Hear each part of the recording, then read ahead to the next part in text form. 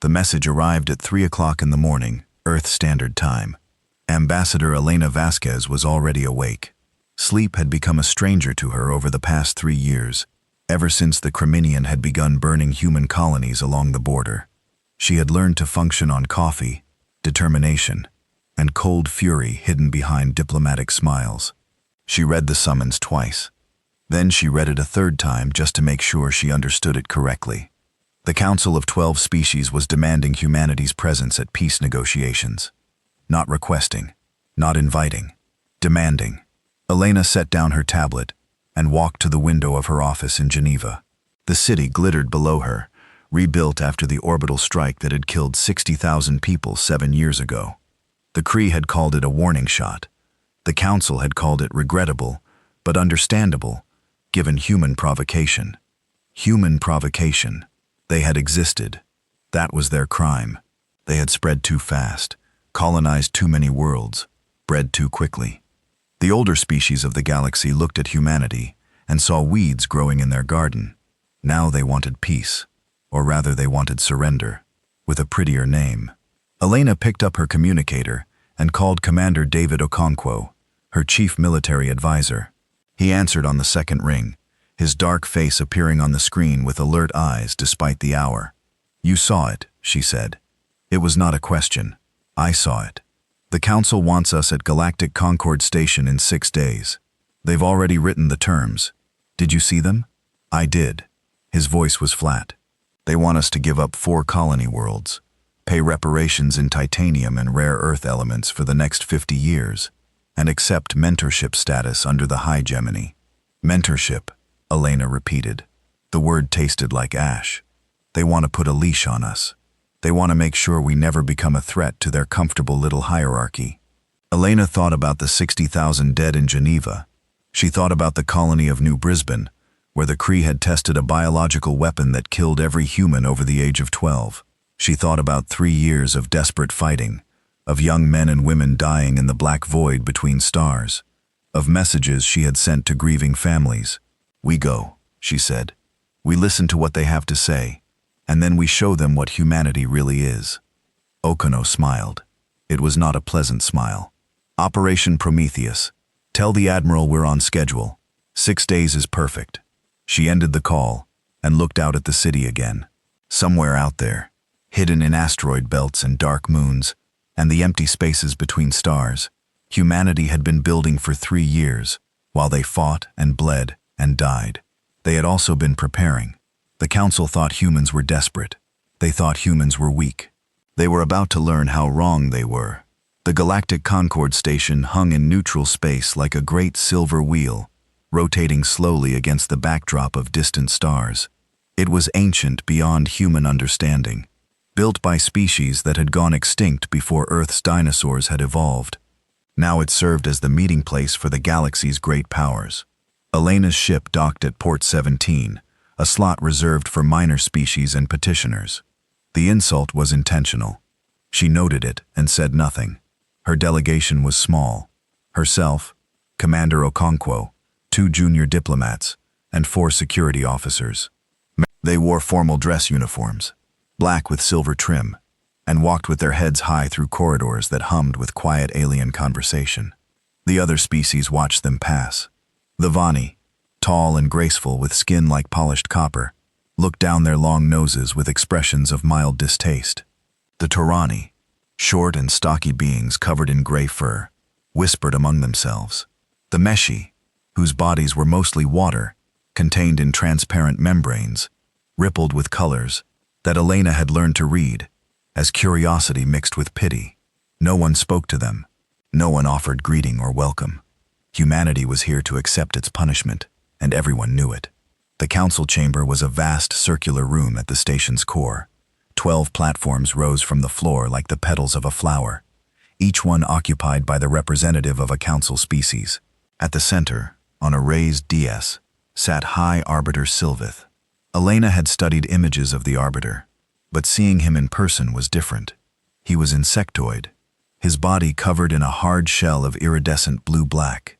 His head was dominated by compound eyes that reflected the light in thousands of tiny facets.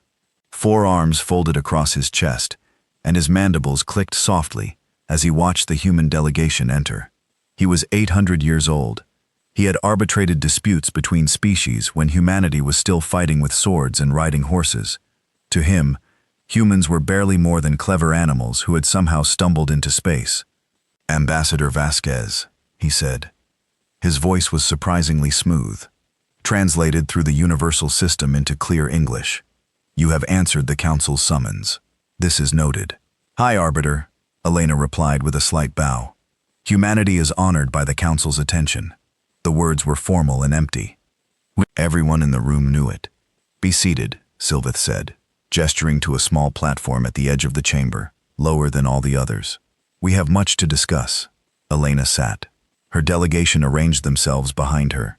She kept her face calm and her hands still, though inside her heart was beating fast. General Vrax of the Criminian leaned forward on his platform. He was massive, nearly 3 meters tall, his scaled body covered in ceremonial armor that did nothing to hide the muscles beneath. His eyes were yellow and slitted, and when he opened his mouth, rows of sharp teeth gleamed. "The human," he growled. "I smell fear." "You smell coffee?"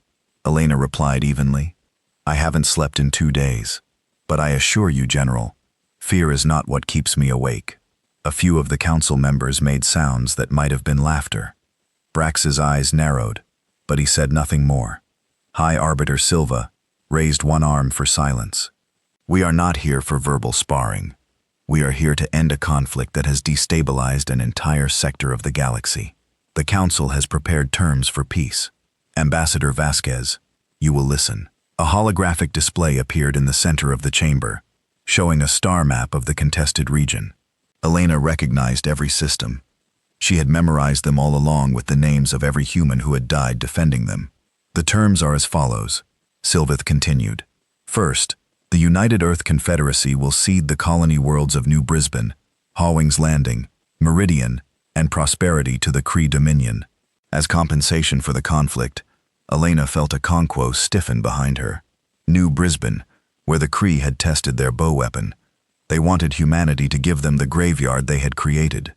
Second, the Arbiter went on, the United Earth Confederacy will pay reparations to the Kree Dominion in the form of refined titanium and rare earth elements. The amount will be determined by a council committee payable over a period of 50 standard years. 50 years.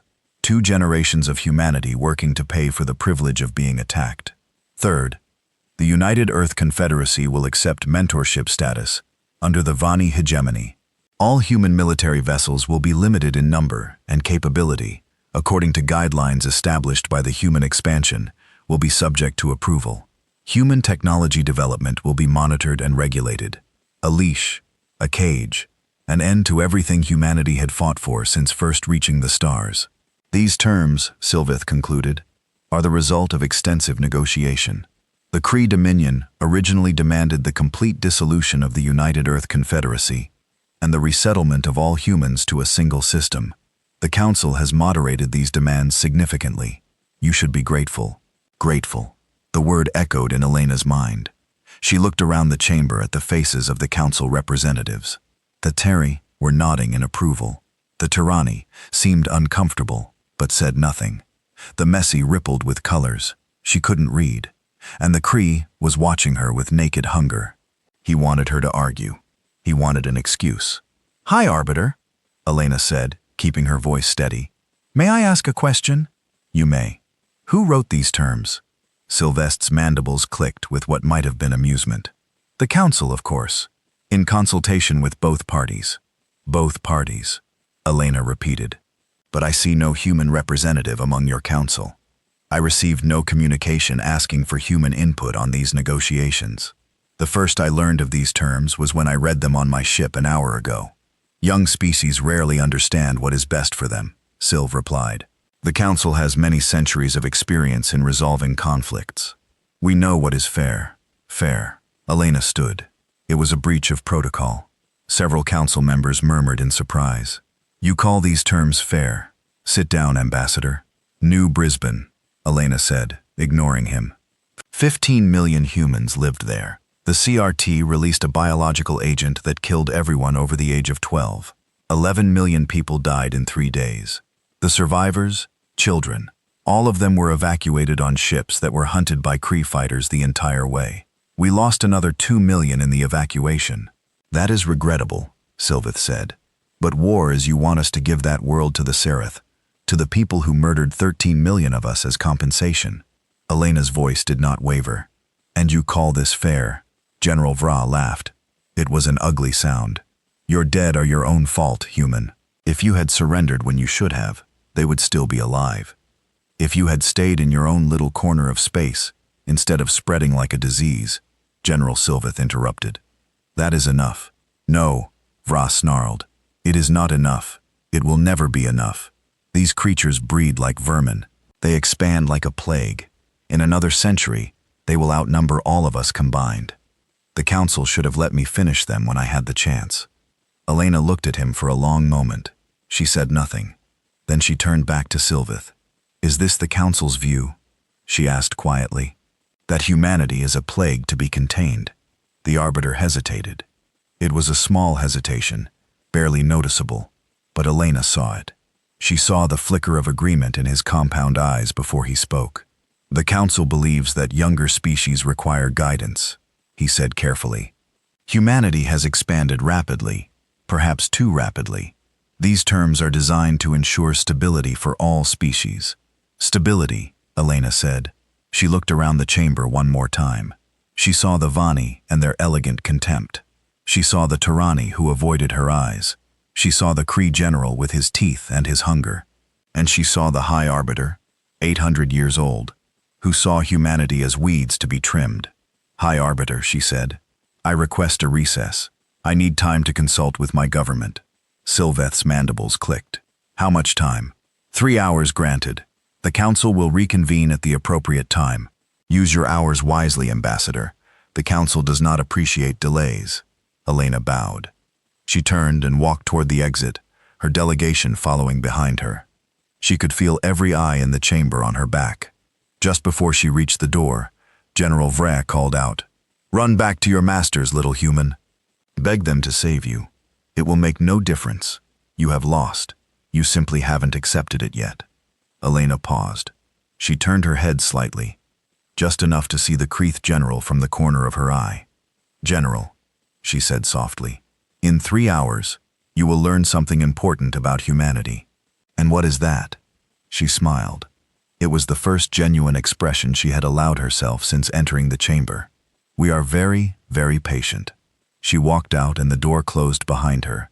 In the private chambers assigned to the human delegation, Elena finally let out the breath she had been holding. Her hands were shaking. She clenched them into fists until the shaking stopped. That went well, Okono said dryly. It went exactly as expected. Elena moved to the secure communication terminal. They see us as children at best, and vermin at worst. They've already decided our fate. These negotiations are theater. So what do we do? Elena activated the terminal. A few moments later, a face appeared on the screen. Admiral Cheney, commander of the United Earth Navy, looked out at her, with eyes that held no warmth. Ambassador, he said, I've been waiting for your call. They want 4 colonies, 50 years of reparations, and control over our military and expansion, Elena reported. The orbiter called it, Mercy, mercy. The admiral's voice was flat. I see. Is Prometheus ready? It has been ready for 6 months. We've just been waiting for the right moment. Elena closed her eyes. When she opened them again, they were hard. The right moment is now. Execute the operation. Understood. The admiral paused. Ambassador, once we do this, there's no going back. I know the galaxy will never look at humanity the same way again. That, Elena said, is exactly the point.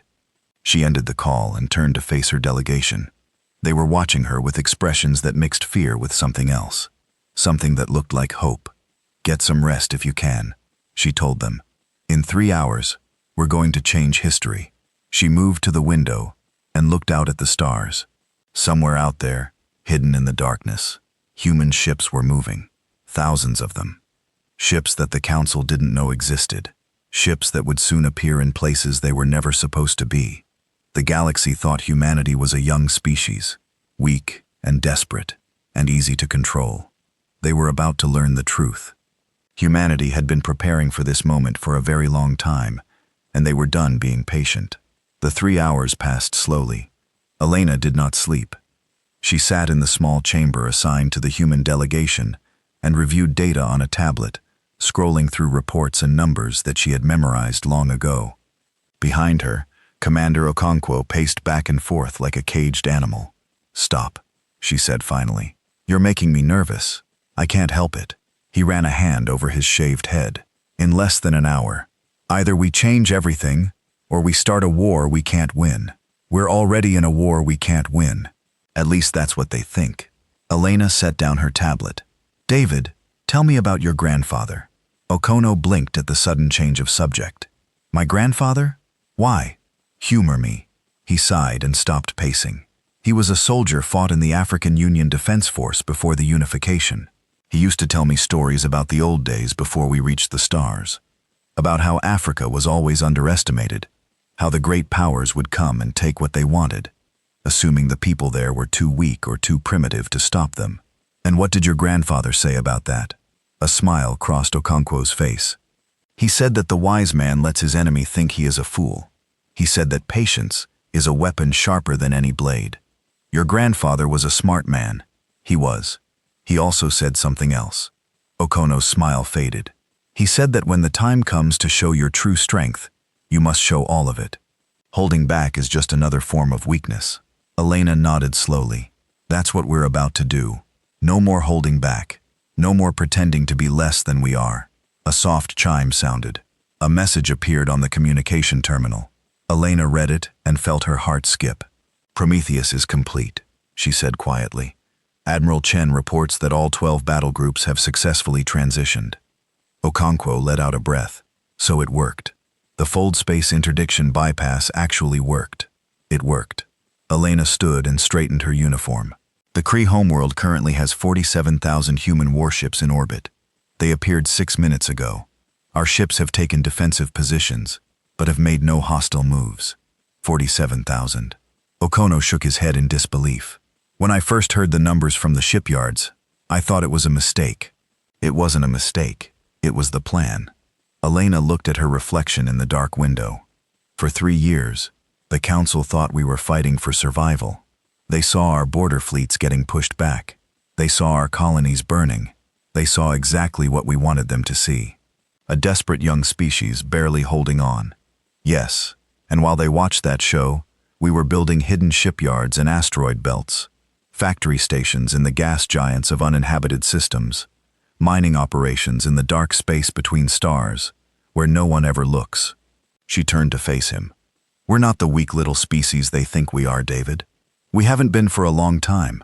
Why didn't we fight back sooner? Why let so many people die?" It was the question Elena had asked herself every night for 3 years. The question that kept her awake. The question that she knew would haunt her until the day she died. Because if we had fought back with our full strength immediately, the Council would have united against us. 12 species, all of them older and more established than us. We would have been crushed. She paused. But if we appeared weak, if we appeared desperate, they would underestimate us. They would write their unfair treaties and make their arrogant demands, convinced that we had no choice but to accept. And then we show them the truth. And then we show them the truth, not in a battle, but at a negotiating table, with 47,000 ships as our argument. Elena's eyes were hard. We needed them to be confident. We needed them to feel safe in their superiority. Only then could we prove beyond any doubt that they were wrong. Another chime. This one was the summons to return to the council chamber. "It's time," Elena said. She gathered her tablet and walked toward the door. "Are you ready?" Okono fell into step beside her. "I've been ready for 3 years." The walk back to the council chamber felt different. Elena noticed the other species watching them with the same dismissive curiosity as before. But now she saw it differently. They looked at her delegation and saw a defeated enemy coming to accept surrender. They had no idea what was about to happen. The doors to the chamber opened. Elena walked in with her head high and her steps steady. She crossed to the small platform assigned to humanity and stood before it. She did not sit down. High Arbiter Sylveste's compound eyes fixed on her. Ambassador Vasquez, you have consulted with your government? I have. And you are prepared to accept the Council's terms. I am prepared to respond to them. A ripple of confusion passed through the chamber. Sylveste's mandibles clicked. Respond. The terms are not a proposal. Ambassador, they are the Council's decision. Your only choice is acceptance. I understand that is what you believe. Elena looked around the chamber, meeting every eye that would meet hers. I am here to correct that misunderstanding. General Vra leaned forward on his platform, his yellow eyes gleaming. The human speaks of misunderstanding. Perhaps she doesn't understand the position she is in. Perhaps she needs a demonstration. No, General. You are the one who needs a demonstration. Elena's voice was calm and clear. The United Earth Confederacy rejects the Council's terms. All of them. General. General. Silence fell over the chamber. It was not the silence of shock. It was the silence before a storm. Sylveth spoke carefully. Ambassador, perhaps you do not fully grasp the situation. The CR Dominion has been winning this war. Your fleets are depleted. Your colonies are falling. You have no position from which to negotiate. You are correct that the Kree have been winning the border war. Elena agreed.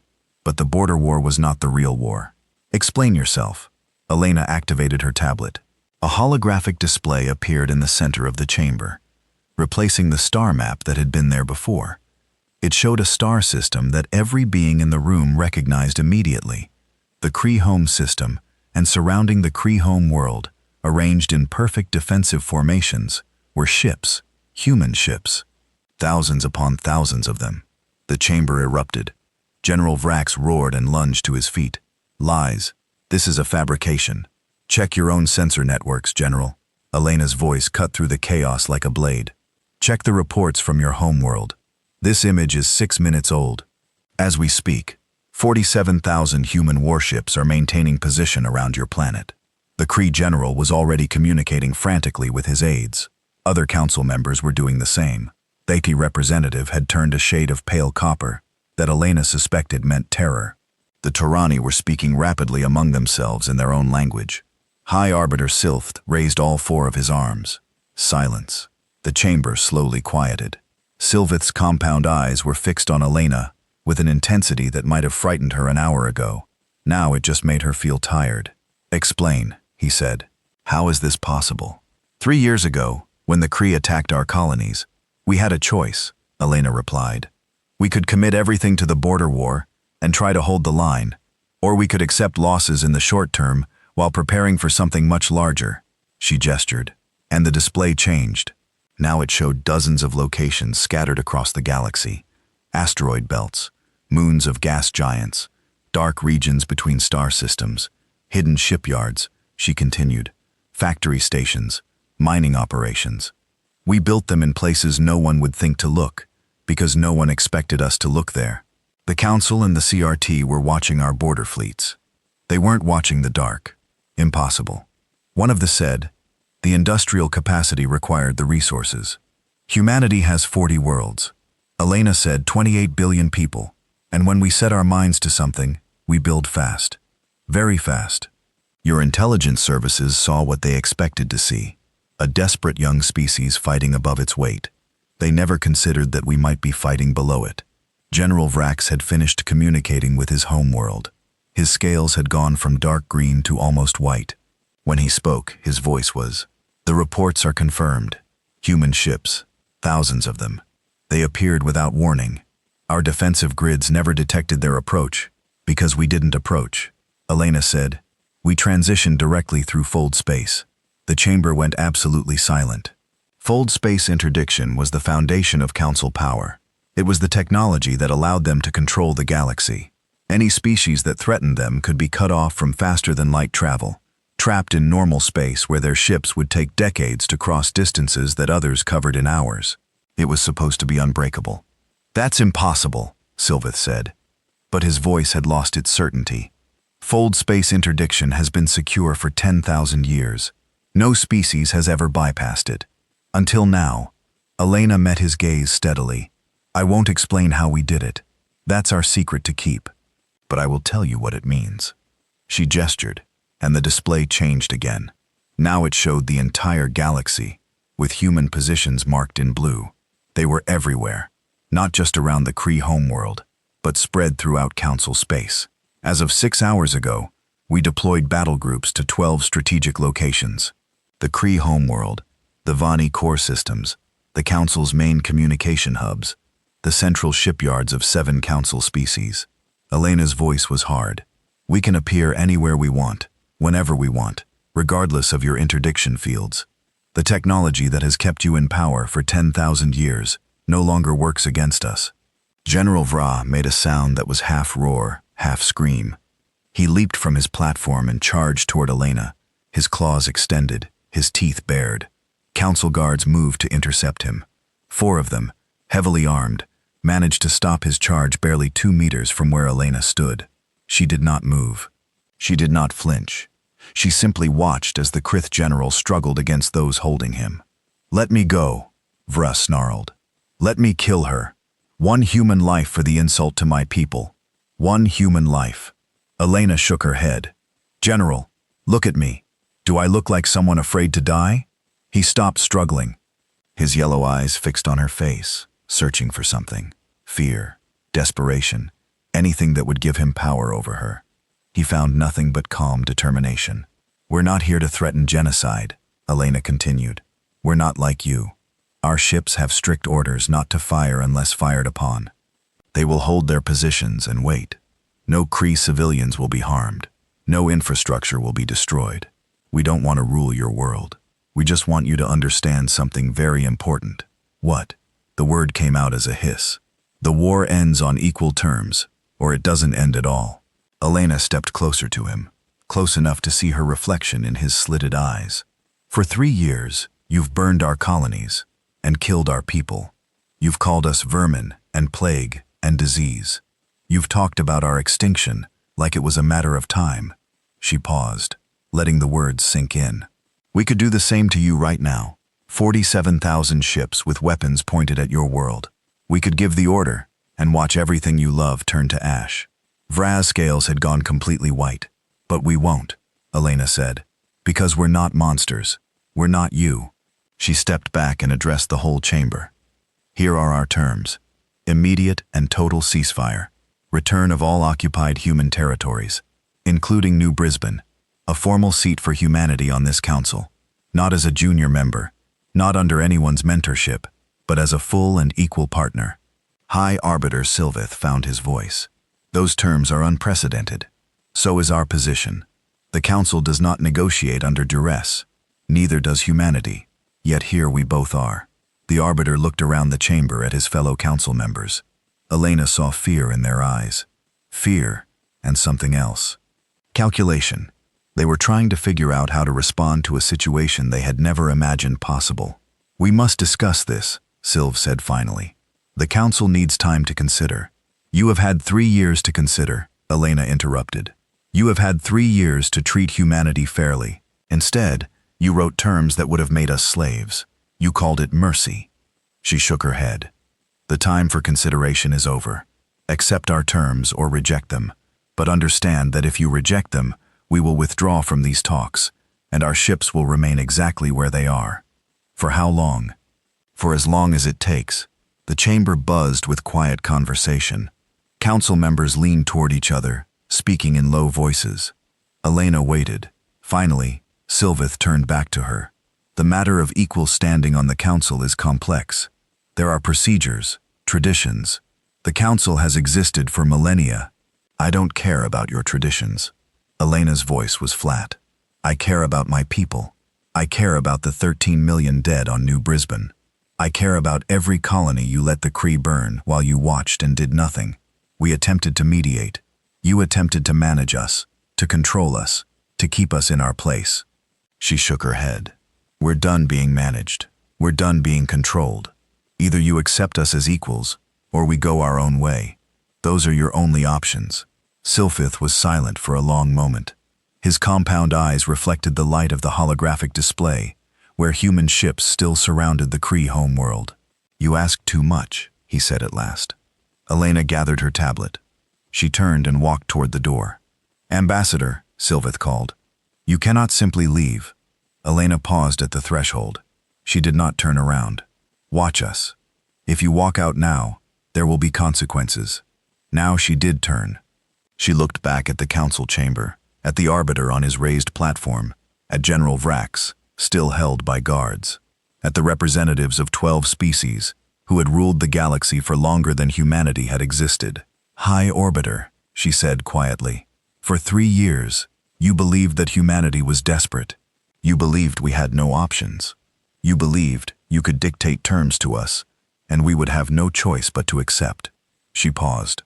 "You were wrong about all of it, and the longer you refuse to accept that, the worse your situation becomes." She turned away. "Thanks for watching." End quote. When you're ready to treat us as what we are, not what you wish we were, you know how to reach us.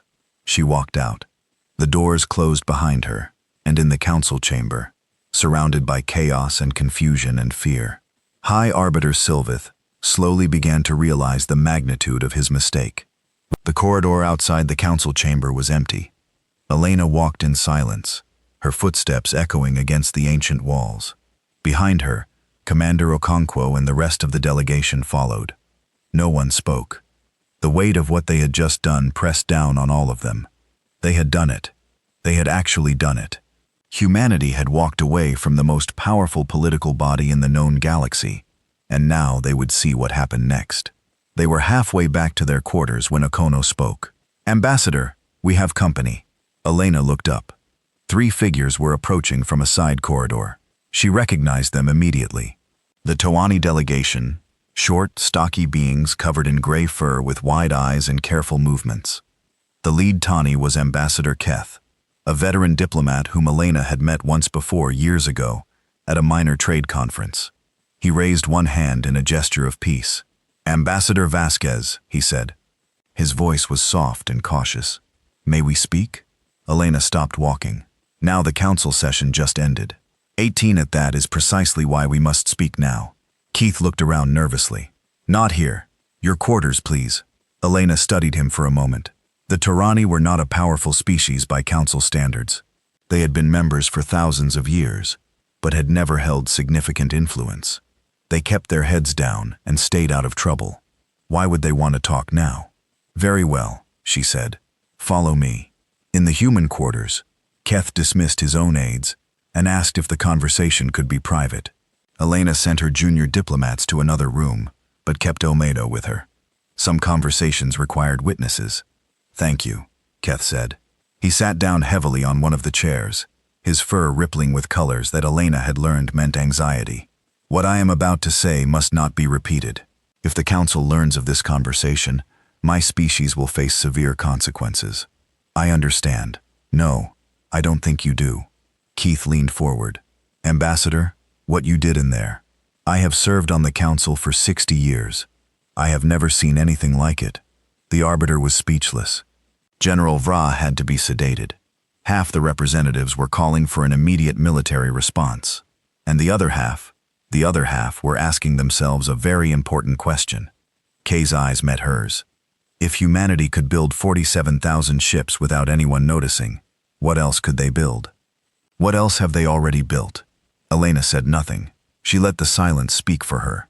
"The Trani have been members of the council for 4,000 years, Keth continued. "In all that time, we have followed their rules. We have accepted their guidance. We have been the good, quiet, obedient species that never causes problems." His voice grew bitter. "And do you know what we have received in return? Nothing. We are treated as children, just as humanity is treated. Our suggestions are ignored. Our concerns are dismissed. We exist only to fill a seat and vote the way we are told. I didn't know that. No one does. That is the point. The council presents itself as a partnership of equals, but it is not. It has never been. The real power belongs to the Vani, the Krei, the Silvar, and a few others. The rest of us are window dressing." Keth shook his head. "We have accepted this because we had no choice. What could we do? Challenge the council and face interdiction, watch our ships stranded in normal space while the powerful species do whatever they want? But now you have changed everything." Keth's eyes gleamed with something that looked almost like hope. You have shown that the Council's ultimate weapon is no longer absolute. Ambassador, do you understand what that means? We Crusa ambassador to me. Elena did understand. She had understood from the moment they developed the bypass technology, but she wanted to hear him say it. Tell me, she said. It means that for the first time in 10,000 years, the balance of power can shift. It means that species like the Toani might have options we never had before. Keith paused. It means that humanity might not be alone. Okono shifted behind Elena. She held up a hand to keep him silent. Ambassador Keth, she said carefully, are you suggesting what I think you're suggesting? I am suggesting nothing officially. Keth stood up. I am simply telling you that when my delegation returns to our home world, I will be making a report to our government. That report will include my personal recommendation that the Torani Collective begin exploring closer ties with the United Earth Confederacy. The Council won't like that. The Council can do what they like. But if your interdiction bypass works as you claim, they cannot stop our ships from traveling. They cannot isolate us as they could before. Keth moved toward the door. The galaxy is changing. Ambassador, you have started something today. I don't know where it will end, but I know it cannot be undone. He paused at the door and looked back. The Toani will be watching. We will not be the only ones. Then he was gone. Elena and Okono sat in silence for a long moment. Well, Okono said finally, that was unexpected. No. Elena shook her head. That was exactly what we hoped for. She stood and walked to the window. The stars glittered in the darkness, cold and distant and beautiful. The Council's power has always depended on two things, she said. Fear and control. Fear of what they could do to anyone who opposed them. Control through full space interdiction that could trap any enemy in normal space forever. And we just broke both. Yes. Fear doesn't work when the enemy has 47,000 ships pointed at your homeworld. Control doesn't work when that enemy can go wherever they want, regardless of your technology. She turned to face him. The Council is about to discover something that human empires learned centuries ago. What's that? Power built on fear is fragile. The moment the fear goes away, so does the power. Elena's smile was thin but real. The Tani won't be the last to reach out. The Messi have been chafing under Council restrictions for decades. The Orath Principality has territorial disputes with the Hay that the Council has refused to address. A dozen other species have grievances they've been too afraid to voice. So this isn't just about humanity anymore. It was never just about humanity. We were the spark, but the fuel has been building for centuries. She moved back to her chair and sat down. The question now is what the Council does next. As if on cue, a message appeared on the communication terminal. Elena read it and raised an eyebrow. Speaking of the Council, she said, the Arbiter has requested a private meeting. Just him and me. No aides, no witnesses. That's a terrible idea, probably. She stood up again. But I'm going to accept it anyway. Ambassador David, if he wanted to kill me, he could do it, whether I accept this meeting or not. He's not requesting a private audience to threaten me. He wants to talk without the other Council members watching. She headed for the door. This is the Arbiter, trying to figure out how to save his position. I want to see how far he's willing to go. My another Council members. The meeting took place in a small chamber near the station's core. It was clearly designed for private conversations. No windows, no recording devices, and walls that probably blocked every kind of surveillance known to galactic science. High Arbiter Silva was waiting when Elena arrived. Without the formal setting of the Council chamber, he looked different, older somehow, more tired. Ambassador Vasquez, he said, thank you for coming. High Arbiter. She sat down across from him. I admit I'm curious. What do you want to discuss that you couldn't discuss in front of the Council? Sylveth was silent for a moment. His compound eyes reflected the soft light of the chamber. Thousands of tiny facets watching her in 800 years, he said finally. I have never been as wrong about anything as I was about humanity. Elena blinked. Whatever she had expected, it was not that. Go on. When your species first reached the stars, I dismissed you as primitives. When you colonized your first worlds, I saw you as crude expansionists. When you fought the Kree, I saw a desperate young species fighting above its weight. delaying the inevitable. He shook his head slowly. I saw what I expected to see, what I wanted to see. I never stopped to consider that I might be wrong. The Council has treated every young species the same way. Yes, and for 10,000 years it has worked. Species that challenged us were broken. Species that accepted our guidance were absorbed into our system. The pattern was so consistent that I came to believe it was natural law. Sylveth's mandibles clicked softly. Today, I learned that it was not natural law. It was simply the absence of anyone strong enough to prove us wrong. And now I must decide what to do. He stood and walked to the wall, running one clawed hand along its surface. General Vra is demanding immediate military action. The Vaeni are panicking. The Silvar are already calculating how to profit from the chaos.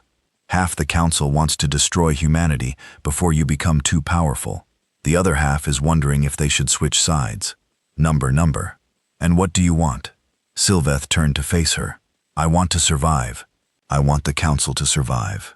I want the galaxy to not collapse into the kind of war that would kill billions. Then accept our terms. It's not that simple. Yes, it is. Elena leaned forward. Hi, Arbiter. Let me tell you a story. 300 years ago on Earth, there was a nation called Britain. It was the most powerful nation on the planet. It had colonies on every continent. It controlled trade routes and resources that other nations could only dream of. Its navy ruled the oceans. End quote. I am familiar with human history. Then you know what happened next. Britain's colonies grew restless. They wanted independence, self-determination, the right to control their own futures. Britain could have held on by force for a while longer, but the cost would have been enormous. What did they do? The smart ones recognized reality and let go peacefully. The former colonies became partners instead of subjects. Britain remained influential and prosperous for centuries after its empire ended. Elena paused. The ones who held on too tightly, they lost everything. Their colonies, their wealth, their power, their reputation. They became cautionary tales. Sylveth was silent. You can fight us, Elena continued. You can mobilize the Council's military and try to destroy humanity. Maybe you'll succeed, but you'll lose millions of lives in the process. Other species will see what you're willing to do to maintain control, and they'll start wondering if they're next. The alliance you've built over 10,000 years will crack and crumble. Or you can accept that the galaxy is changing. You can bring humanity into the Council as equals. You can show the other species that there's room for new voices at the table. She spread her hands. It's not the end of the Council. It's evolution. The Council becomes something better, something more inclusive, something that can survive the next 10,000 years instead of collapsing under its own weight. You make it sound simple. I never said it was simple. I said it was the only choice that doesn't end in disaster. Silva studied her for a long moment. You planned this, all of it. You didn't just build those ships. You thought through every step, every response, every possible outcome. We had 3 years. No. He shook his head. This kind of planning takes longer than 3 years. You were thinking about this before the war even started, weren't you? Before the Kree attacked. Elena met his gaze steadily. Humanity has been underestimated by stronger powers since we first climbed down from the trees. We've learned that the best way to survive is to prepare for trouble before trouble arrives. And if the trouble never arrives, then we have preparations we don't need. That's better than needing preparations we don't have. Sylveth let out a sound that might have been a sigh. I cannot convince the Council to accept your terms. Not all of them. Not immediately. What can you convince them to do? A temporary ceasefire while negotiations continue. The Kree will hate it, but they fear your ships more than they hate delay. Preliminary discussions about expanding the Council to include new members with humanity as the first candidate. He paused. It would take time, months, perhaps years, but it would be a path forward. That's not enough. It is what I can offer. Elena stood. Then we have nothing more to discuss. Ambassador, please. Sylveth raised a hand. I am trying to find a solution. No. You're trying to delay. You're hoping that if you stretch this out long enough, something will change. Our technology will fail. Our people will lose patience. Some other crisis will distract us. She shook her head. It won't work. Then what do you want from me? I want you to go back to the council and tell them the truth. Tell them that the galaxy has changed. Tell them that humanity is not going to accept a slow process of maybe someday being treated fairly. Tell them that they have a choice. Embrace change now, or watch everything they've built fall apart. She walked to the door and paused. Hi, Arbiter. In the history I told you about, the nations that survived were the ones that recognized reality and adapted. The ones that didn't. She shrugged. They became history lessons for other people's children. Is that a threat? No. It's an observation. She opened the door. We're leaving the station. Our ships will remain in position around the Kree homeworld and the other locations. When the Council is ready to give us a real answer, not a delay tactic, you know how to reach us. She walked out, leaving the High Arbiter alone with his thoughts. 3 hours later, the human delegation boarded their ship and departed from Galactic Concord Station. They left behind a council in chaos, an orbiter who was questioning everything he believed, and a galaxy that would never be the same. Elena stood at the window of her ship as the station grew smaller in the distance. Somewhere out there, 47,000 human warships waited in silent readiness. Somewhere else, species like the Trani were having quiet conversations about the future. It wasn't over. It was barely beginning. There would be more negotiations, more conflicts, more moments where everything hung in the balance. But for the first time in human history, they were not negotiating from weakness. They were not begging for scraps from the council's table. They were standing as equals, demanding to be treated as equals, and backing up those demands with the power to enforce them. Elena thought about all the people who had died to bring them to this moment.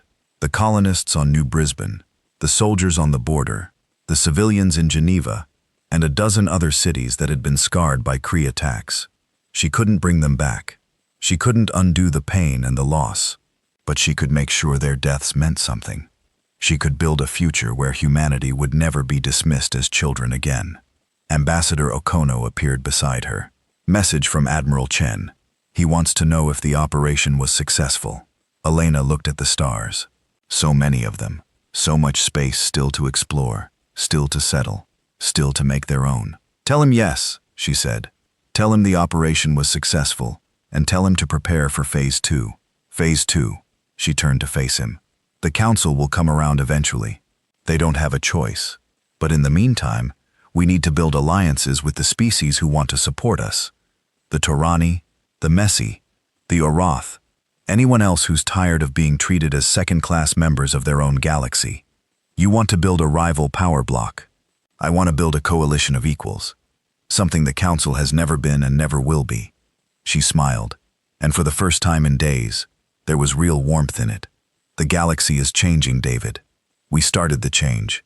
Now, we need to guide it. Okono nodded slowly. And if the Council tries to stop us? Elena's smile faded. Then they'll learn what happens when you underestimate humanity. She turned back to the window. The stars were waiting. The council chamber had never been so quiet. High Arbiter Sylveth stood at the center of the room, surrounded by the empty platforms of the other council members. The session had ended hours ago, but he had remained behind. He needed time to think, time to understand how everything had gone so wrong. For 10,000 years, the council had maintained order in the galaxy. They had arbitrated disputes. They had guided younger species. They had prevented wars that might have destroyed civilizations, and in all that time, they had never faced a challenge like this. Humanity, such a young species, such a brief history. They had only been in space for 5 centuries, a mere heartbeat compared to the ages the council races had existed. How had they accomplished so much in so little time? The doors opened behind him. Sylveth did not turn around. I wondered how long it would take you to come, he said. Vani Ambassador Tethris walked into the chamber. She was tall and elegant, her copper skin gleaming in the soft light. The Vani were the oldest members of the council, the founders of the alliance that had shaped galactic politics for millennia. Tethric herself was nearly as old as Sylph, and just as experienced in the ways of power. You spoke with the human ambassador privately, she said. I did. And what did you learn? Sylph finally turned to face her. I learned that we have made a terrible mistake. Tethrace's expression did not change. Elaborate. We underestimated them. Not just their military capability, but their intelligence, their planning, their patience. He walked slowly across the chamber. For 3 years, we watched them fight the Kree along the border. We saw them losing ground, losing colonies, losing ships. We congratulated ourselves on having contained another aggressive young species. And all along, they were building not just ships, but a strategy. They knew this moment would come. They knew we would summon them here and dictate terms. They knew exactly how we would behave, because they had studied us. Sylveth's mandibles clicked. Ambassador Vasquez told me that humanity has been underestimated by stronger powers since they first evolved. She said they've learned to prepare for trouble before trouble arrives. Pretty words, true words. He stopped walking and faced her directly. Teeth, I have been the High Arbiter for 600 years. In all that time, I have never seen a species plan so far ahead, execute so precisely, or maintain such discipline under pressure. The human ambassador stood in this chamber with the fate of her entire species at stake, and she did not flinch. She did not beg. She made demands, and walked out when we refused them, because she knew she held the stronger position. Yes, but she only held that position because they had spent years preparing for it. Years of sacrifice. Years of letting their people die on the border while they built their secret fleet. Sylveth shook his head. That takes a kind of cold calculation that I did not believe young species were capable of. Tethric was quiet for a long moment. When she spoke, her voice was careful. The other council members are frightened. General Vra is demanding that we mobilize everything we have and destroy the humans before they become too powerful. The Sylvar are suggesting we negotiate a separate peace and abandon the Kree to their fate. The Messi have withdrawn from all discussions and won't respond to messages. And the Vani are doing what we always do. We are calculating. Calculating what? Whether it is better to fight humanity now while we still have numerical superiority, or to accommodate them and hope they become a stabilizing force rather than a destabilizing one. She paused. The mathematics are not encouraging either way. Sylveth moved to one of the viewing screens that lined the chamber. He activated it, and the image of the CFT homeworld appeared. The human ships were still there. Thousands of them, floating in perfect formation around the planet. They had not moved. They had not threatened.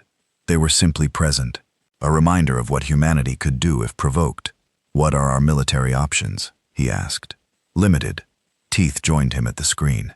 Our combined fleets outnumber the humans approximately 3-1, but their ships are concentrated, while ours are scattered across hundreds of systems to assemble a force capable of challenging them. We would need months. And during those months, they could strike anywhere. Our shipyards, our communication hubs, our home worlds. She gestured at the screen. They've already demonstrated that they can bypass our interdiction technology. We cannot trap them. We cannot predict where they will appear. Every strategic assumption we have made for the past 10,000 years is now obsolete.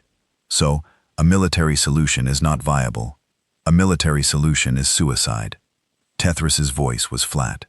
If we attack them, they will not wait for us to assemble our forces. They will strike first, and they will strike hard. By the time we recover, the war will be over, and we will have lost. Then we must negotiate. Must we? Tethris turned to face him. There is another option, which is we accept their terms. All of them. We give them a seat on the council, equal standing everything they asked for. She paused. And then we work to undermine them from within. Co-opt their allies, infiltrate their society, find weaknesses we can exploit. It will take decades, perhaps centuries, but eventually, we will have opportunities they cannot foresee. Sylve considered this. It was a very solution. Appear to capitulate while planning long-term revenge. It had worked before, against other species, who had briefly threatened council dominance. No, he said finally. No. Think about what they just did. He gestured at the screen again. They let themselves appear weak for 3 years. They let their people die. They endured attacks and losses and humiliation, all so that they could be in a position of strength at this exact moment. His voice hardened. If they were willing to sacrifice that much for a single diplomatic victory, what do you think they'll sacrifice to protect that victory? Teeth frowned. You think they'll be watching for treachery? I think they invented treachery. I think they've been practicing it on each other for their entire history. Every trick we know, they know better. Every scheme we devise, they've probably already considered and planned countermeasures for. Sylve shook his head. We cannot outmaneuver them. We cannot outplan them. Our only options are to fight them and lose, or to genuinely accept them as equals and hope they're sincere about wanting partnership rather than domination. That's a significant gamble. Yes, but it's the only gamble that doesn't end with the council destroyed. 4417. The doors opened again. This time it was a toy aide, small and nervous looking. Hi, Arbiter. The aide said developments. What kind of developments? The Trani Collective has announced that they are opening direct diplomatic channels with the United Earth Confederacy. They are not leaving the council, but they are establishing independent relations. The aide swallowed. The Messy Combine has made a similar announcement, and the Orthality has issued a formal statement supporting human membership on the council. Sylveth closed his eyes. So it was beginning. How many? He asked quietly. How many species have made similar statements? As of the last hour, 7, but more are expected. 7. 7 species breaking ranks, reaching out to humanity, positioning themselves for a future where the council was no longer the only power in the galaxy, and the humans had only left the station a few hours ago. This is not just about military power, Sylveth murmured. This is about the idea of humanity, the idea that the council can be challenged, that the old order can change. An idea can be more dangerous than any fleet. Tathris agreed. You cannot shoot an idea. You cannot blockade it. You can only answer it with a better idea, or watch it spread. Then we need a better idea. Do we have one? Silva thought about his conversation with Ambassador Vasquez. He thought about the history she had told him, about the human nation that had learned to let go of its colonies and survived, while others had held on too tightly and been destroyed. Perhaps, he said slowly, perhaps we do. 2 days later, the council held an emergency session. All 12 members were present, either in person or by holographic projection. The chamber crackled with tension. General Vrax spoke first, as everyone knew he would. The Kree Dominion demands action, he growled. Human warships surround our homeworld. Our civilians live in fear. Our honor has been insulted beyond measure. The council must respond with force, or the Dominion will take matters into its own hands. Take matters into your own hands! The Sylvar representative, a being of crystalline structure that refracted light in rainbow patterns, made a sound like breaking glass. You would attack 47,000 warships with your local defense forces. That is not courage. That is stupidity. The Sylvar know nothing of courage. The Sylvar know basic mathematics. 300 ships against 47,000 is not a battle. It is a massacre. Enough. Sylv raised his arms for silence. We are not here to insult each other. We are here to decide the future of the council. The future of the council is clear, said the Vani representative. We either maintain our authority, or we lose it. The humans have challenged us. If we back down, every young species in the galaxy will see us as weak. They already see us as weak. This came from the Trani ambassador, who had been silent until now. Heads turned toward him. Our authority was based on fold space interdiction. The humans have broken it. Whether we admit it publicly or not, everyone knows that the ultimate threat we held over them is gone. The Tuani forget their place. Vra snarled. No, General. The Turani remember it. We have been in our place for 4,000 years. We have been quiet and obedient and useful. Ambassador Keth stood, a rare breach of protocol. And we have watched the council dismiss species after species as children and primitives and juveniles, never stopping to wonder if those species might grow up. What is your point? My point is that humanity has grown up. They have done it faster than any species in galactic history, but they have done it nonetheless. And now we must decide. Do we treat them as the adults they have proven themselves to be, or do we continue pretending they are children and suffer the consequences? Silence fell over the chamber. Sylveth watched the faces of the council members. He saw fear, anger, calculation, and something else. Doubt. For the first time in their long lives, the masters of the galaxy were doubting themselves. The Trani have already made their choice, Vra said. You have opened diplomatic channels with the humans behind our backs. We have, as have the Mishi, the Orth, and 4 other species. More will follow. Keith sat back down. The question is whether the Council will lead this change or be swept away by it. Sylveth stood. The chamber fell silent. I have thought carefully about our situation, he said. I have consulted with Ambassador Tethris and others. I have reviewed our military options, our political options, and our historical precedents, and I have come to a conclusion. He paused, looking around the chamber. We were wrong about humanity. We were wrong to dismiss them. We were wrong to let the CFT attack them without consequence. We were wrong to summon them here and present terms that treated them as a conquered people when they were nothing of the sort. High Arbiter, Vra began. I am not finished. Sylvie's voice was sharp. For 10,000 years, the Council has maintained order by controlling younger species. We told ourselves it was for their own good. We told ourselves they needed our guidance. But the truth is simpler and uglier. We controlled them because we could, because it was easier than treating them as equals, because we were afraid of what they might become if we let them grow. He walked to the center of the chamber. Humanity has shown us what they can become. Not monsters, not conquerors, not the ravaging horde that General Vra fears. They have 47,000 ships pointed at the Kree homeworld, and they have not fired a single shot. They want a seat at this table, not the destruction of everything we've built. And you believe them? The Sylvar representative's voice was skeptical. I believe they are intelligent enough to know that destroying the Council would create chaos that would hurt them as much as anyone. I believe they want stability and partnership, not war and domination. Sylveth paused. And I believe that if we refuse them, if we force them into a corner, we will discover that their patience has limits. We will discover what humanity is truly capable of when they have no other options. So what do you propose? Tethris asked. I propose that we accept their terms, all of them. Immediate ceasefire, return of occupied territories, full membership on the Council with equal voting rights. He raised a hand to silence the objections. I know this is difficult.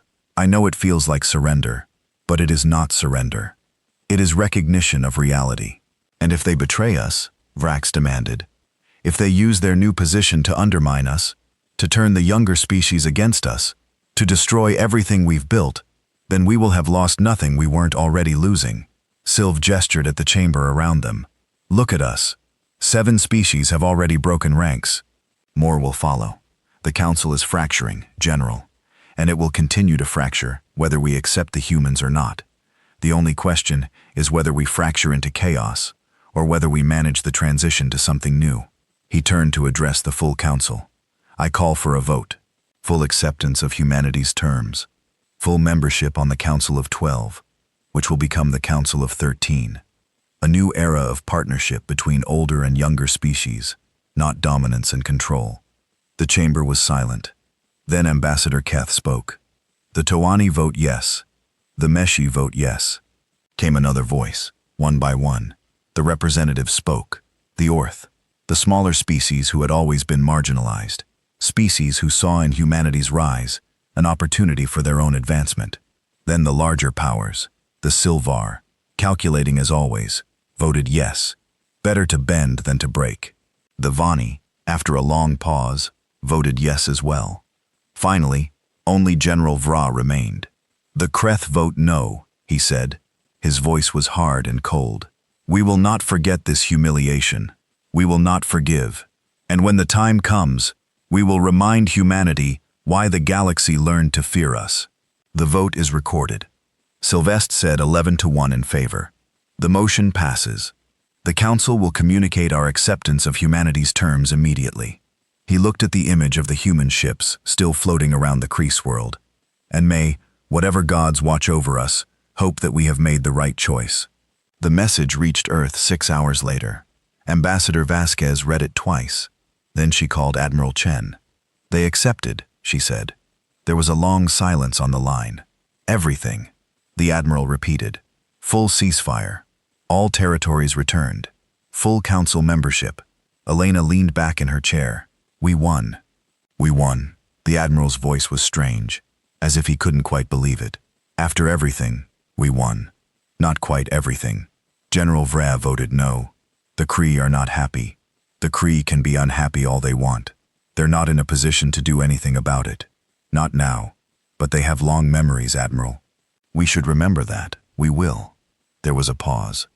Ambassador, what you did walking out of those talks, gambling everything on their fear of what we could do, that took courage. I'm not sure I have. It wasn't courage. It was desperation, wrapped in confidence. Elena smiled tiredly. But they didn't need to know that. What happens now? Now we take our seat at the table. Now we start building alliances with the species who supported us. Now we become part of the galactic community, not as children to be guided, but as adults to be respected. And the Kree will do what the Kree do. They'll glare and growl and wait for an opportunity. She paused. But they won't find one. Not if we're smart. Not if we stay strong. She ended the call and looked out at the stars. They had won. But Elena knew that winning a battle was not the same as winning a war. The Council had accepted them, but acceptance could be withdrawn. The younger species supported them, but support could fade. The CFT hated them, and hatred could fester into something terrible. They had changed the galaxy today. Now they had to make sure the change was permanent, and that would take time, years, decades, perhaps centuries. But humanity had proven something today. They had proven that they were patient. They had proven that they could plan, and wait, and sacrifice for the long term. They would do it again, if they had to, because that was what humanity did. They survived. 3 weeks had passed since the Council's vote. 3 weeks of chaos and change, of frantic diplomacy and quiet preparation, of a galaxy slowly coming to terms with the fact that everything it knew had shifted. The human ships had withdrawn from the Kree homeworld. They had done so slowly, methodically, making sure every sensor in the system recorded their departure. There was no rush, no urgency. They left because they chose to leave, not because anyone had forced them. The message was clear. We came when we wanted, and we leave when we want. The Kree had not recovered from the humiliation. General Vrax had returned to his homeworld in disgrace. His position on the Council reduced to empty formality. The Dominion's military was in disarray. Its leadership divided between those who wanted revenge and those who recognized that revenge was impossible. The other Council species were adapting in their own ways. They had quietly increased their diplomatic staff on Earth, their ambassadors studying humanity with the same careful attention they had once reserved for threats. The Tranny had signed a trade agreement that would bring human technology to their worlds in exchange for rare minerals. The Messi had requested cultural exchanges, their translucent bodies rippling with curiosity about these strange beings who had shattered the old order. And the Council itself had agreed to send a delegation to Earth. Not a summons, not a demand, a request. Ambassador Elena Vasquez stood in the entrance hall of the Geneva Diplomatic Complex, watching workers put the final touches on the preparations. The building had been chosen deliberately. It was the same complex that had been damaged in the Kree orbital strike 7 years ago. The walls had been rebuilt, but some of the scars remained visible. Cracks in the stonework, patches where the original material had been replaced. Subtle reminders of what had happened here. She wanted the Council to see those scars. She wanted them to remember the delegation's ship has entered Earth orbit. Commander Okonkwo appeared at her side. They'll be landing in 30 minutes. Who's leading it? High Arbiter Sylveth himself. He's brought representatives from 6 other Council species. No Kree. No Kree. Of course no Kreth. Vra would rather eat glass than set foot on Earth. Elena straightened her uniform. Is everything ready? Ready as it's going to be? She nodded and walked to the window. The city of Geneva spread out below her, gleaming in the afternoon sunlight. 60,000 people had died here in the attack. The city had rebuilt itself, just as it had rebuilt itself after countless wars throughout human history. That was what humans did. They endured. They rebuilt. They moved forward. She thought about her grandmother who had survived the attack. The old woman had been 93 years old when the Kree weapons had fallen from the sky. She had refused to evacuate, saying she was too old to run. By some miracle, her apartment building had been just outside the blast radius. She had lived another 4 years after that, long enough to see her granddaughter become the ambassador who would change galactic history. Elena wished she could see this day. She wished a lot of people could see it. The council shuttle landed precisely on time, touching down on the platform outside the complex with a grace that spoke of technology far beyond anything humanity had developed on its own. The hatch opened, and the delegation emerged into the Earth's sunlight. High Arbiter Sylveth led the way. His blue-black carapace gleamed in the light, and his compound eyes reflected the buildings around him. Behind him came representatives of the Vani, the Turani, the Meshi, the Silvar, the Orath, and the Kelith species that had supported humanity's admission to the Council. Elena waited at the entrance as they approached. Protocol demanded that she meet them halfway, but she had decided to break protocol. This was Earth. They had come to her. Sylveth stopped in front of her. For a moment, they simply looked at each other. "Ambassador Vasquez," he said. His voice was formal, but Elena thought she detected something else beneath the formality. Weariness, perhaps, or acceptance. "High Arbiter." She gave a small bow, the minimum required by diplomatic custom. "Welcome to Earth. Thank you for receiving us." She led them into the complex through halls that had been designed to impress visitors from other worlds. Human art lined the walls, paintings and sculptures from every culture, every era, every continent. The message was clear. This species has depth. This species has history. This species is not what you thought. They entered the main conference room, a circular chamber with a high ceiling and wide windows that let in the afternoon light. Seats had been arranged around a central table, with humanity's chair equal in size and position to all the others. Once everyone was seated, Sylveth spoke. "The Council of 13, he began, reconsidered its position. Elena kept her face neutral. "Go on. We offer full cessation of hostilities with the Kree Dominion, to be formalized in a treaty signed by all parties. We offer recognition of all human territorial claims, including the worlds that were occupied during the conflict. And we offer a permanent seat on the Council, with full voting rights and equal standing. The Council of 13. Then yes." Sylph paused. "You have one, Ambassador. Surely you know that. You do not need me to say it." "No, but I think we both need to acknowledge what happened and why." Elena leaned forward. "You could have offered this 3 weeks ago. We could have offered it years ago, when your first ambassador petitioned for membership. We refused because we believed younger species needed guidance. We told ourselves it was for your benefit." He made a sound that might have been a sigh. "We were wrong, Ree. Yes, you were. I have been the High Arbiter for 600 years. In all that time, I have never admitted error. I have never apologized. I have never questioned the fundamental assumptions of Council governance." His compound eyes met hers. "I am questioning them, now." Elena studied him. She saw something she had not expected to see. Genuine regret. Not just political calculation, not just tactical surrender. Something deeper. "Tell me," she said, "what do you see when you look at humanity now?" Sylveth was silent for a long moment. "I see a species that frightens me," he said finally. "Not your ships, not your technology, your patience, your willingness to endure. You let us believe we had power over you. You let us think you were desperate and weak. And all along, you were building the means to prove us wrong. That frightens you. It terrifies me because I cannot predict what else you might be building. What other plans you have that will only become visible when you choose to reveal them." He spread his forearms in a gesture that might have meant helplessness. "I have spent centuries believing I understood how the galaxy works. You have shown me that I understood nothing." Elena considered her response carefully. This was a moment that would be recorded in history books. The words she chose now would shape how future generations understood this meeting. "High Arbiter," she said, "let me tell you what I see. When I look at the Council, please, I see an institution that has maintained peace in this galaxy for 10,000 years. I see species who learned to work together despite their differences. I see a framework that, for all its flaws, has prevented the kind of total war that might have destroyed everyone." She paused. "I don't want to tear that down. I never did." "Then what do you want?" "I want a seat at the table. Not because humanity wants to dominate the galaxy, but because we deserve to have a voice in our own future. We're not children. We're not primitives. We're a species that has earned the right to be heard. You have certainly earned that right."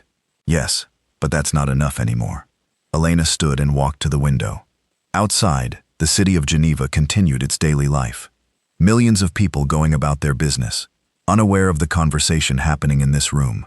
We want more than just a seat. We want the council to become what it has always claimed to be. A true partnership of equals, not just humanity, all species. The Tyranni who have been marginalized for millennia, the Meshi who have been ignored. Everyone who has been told to sit down and be quiet, while the powerful species made decisions for them. That is a significant change. It's the change that will save the council. She turned to face him. Hi, Arbiter. The old way is dying. The Tyranni reached out to us because they were tired of being dismissed. The Meshi supported us because they wanted something better. A dozen other species are questioning why they should follow leaders who treated them as inferiors. And if the council resists this change, then it will fracture. Not because of humanity, but because the younger species have finally realized they have options. Elena returned to her seat. You can lead this change, or you can be swept away by it. Those are your choices. Sylveth looked at the other members of his delegation.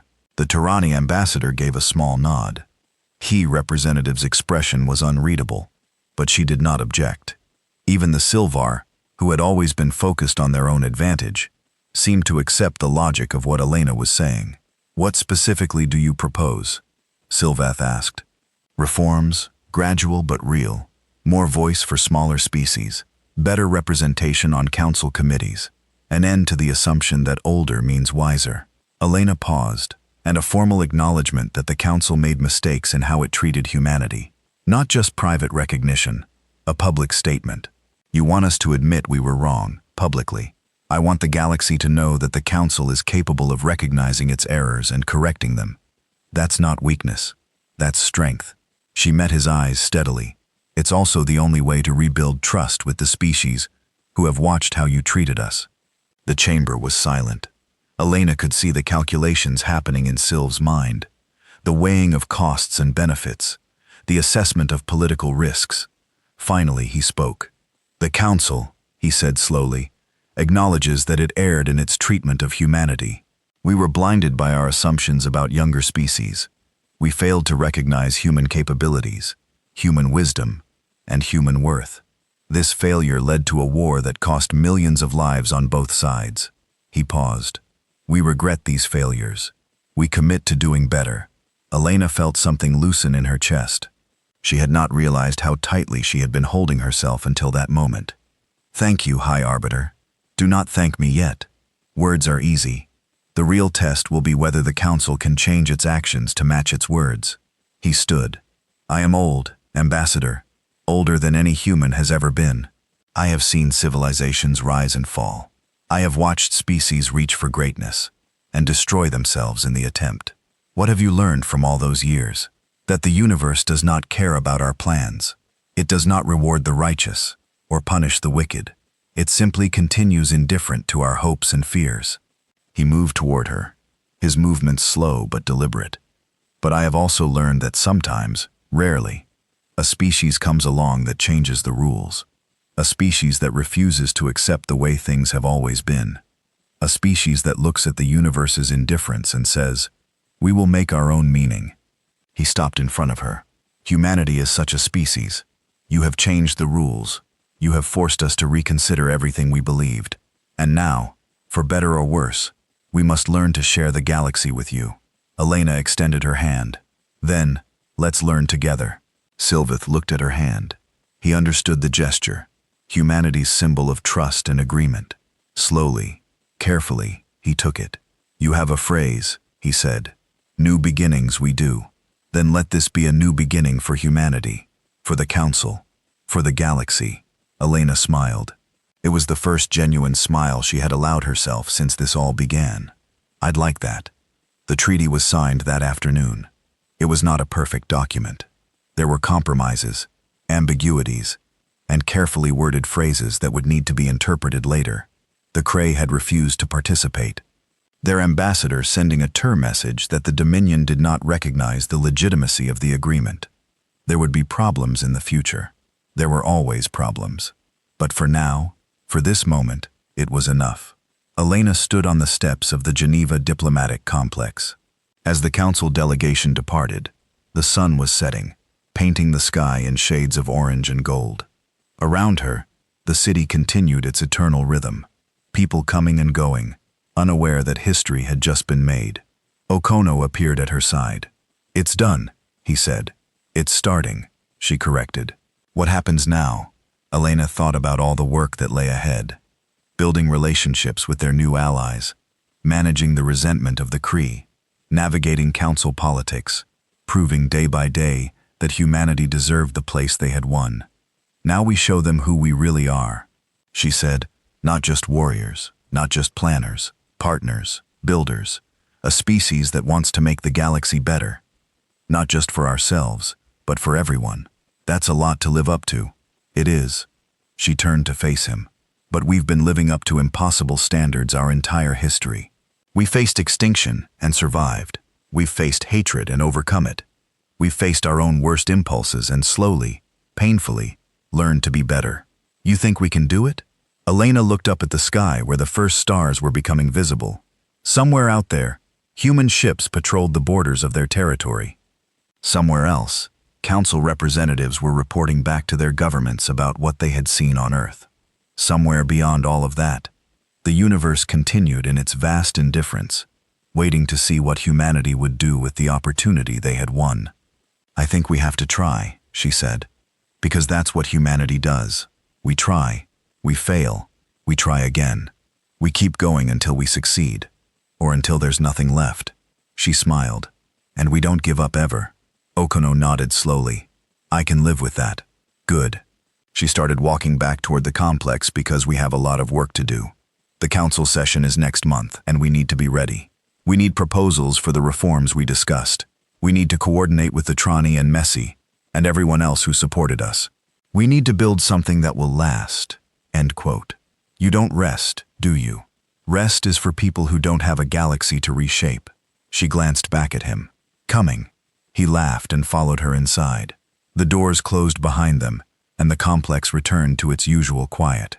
But outside, in the growing darkness, the stars continued to shine. Billions of them scattered across the infinite void, waiting for the species brave enough to reach for them. Humanity had reached. Humanity had grasped. And now humanity would build, because that was what they had always done. From the first cave paintings to the first cities, from the first ships to the first starships, humanity had looked at the darkness and said, "We will make light." They would say it again and again and again, until the darkness itself learned to fear them, until the stars themselves knew their name. This was not an ending. This was the beginning of